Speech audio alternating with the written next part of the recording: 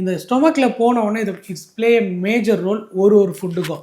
எப்படி அப்படின்னு பார்த்தீங்கன்னா, இப்போ நீங்கள் ஒரு ஃபுட்டை எடுக்கிறீங்க, ஃபார் எக்ஸாம்பிள் தண்ணி குடிக்கிறீங்க அப்படின்னா, அந்த தண்ணி 1லேருந்து 2 ஹவர் வரையும் அந்த ஸ்டொமக்கில் இருக்கும். அதே நீங்கள் வந்து ஒரு கார்போஹைட்ரேட் எடுக்கிறீங்க, லைக் ரைஸு, ஃப்ரூட்ஸு இந்த மாதிரி சிம்பிள் கார்போஹைட்ரேட்னு சொல்லுவாங்க. இது வந்து பார்த்தீங்கன்னா 2லேருந்து 3 ஹவர் இருக்கும். இப்போ இதுவே ரிச் புரோட்டீன் எடுக்கிறீங்கன்னா 3லேருந்து 4 ஹவர் 4 ஹவரில் இருக்கும். அது என்னென்ன ஃபுட்டுன்னு பார்த்தீங்கன்னா சிக்கனு, மீட்டு, ஃபிஷ்ஷு, எக்கு இதெல்லாம்.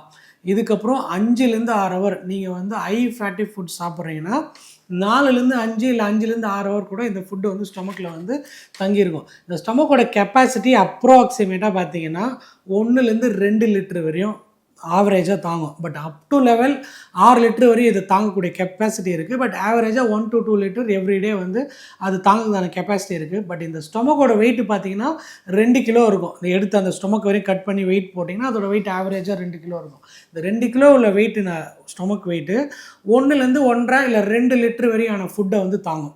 பட் அட் த மேக்ஸ் வந்து பார்த்தீங்கன்னா 5லேருந்து 6. ஸோ இந்த ஃபுட்டு உங்கள் ஈசோஃபேக்ஸ்னு பைப் வழியாக கீழே இறங்கினோடனே ஸ்டொமக்கில் போய் அது ரீச் ஆனோடனே என்ன ஆகுன்னு பார்த்தீங்கன்னா ஒரு செகண்ட் அமிலத்தன்மை ஒன்று சுரக்கும். அதுதான் பார்த்தீங்கன்னா ஹைட்ரோக்ளாரிக் ஆசிட்னு சொல்லுவாங்க.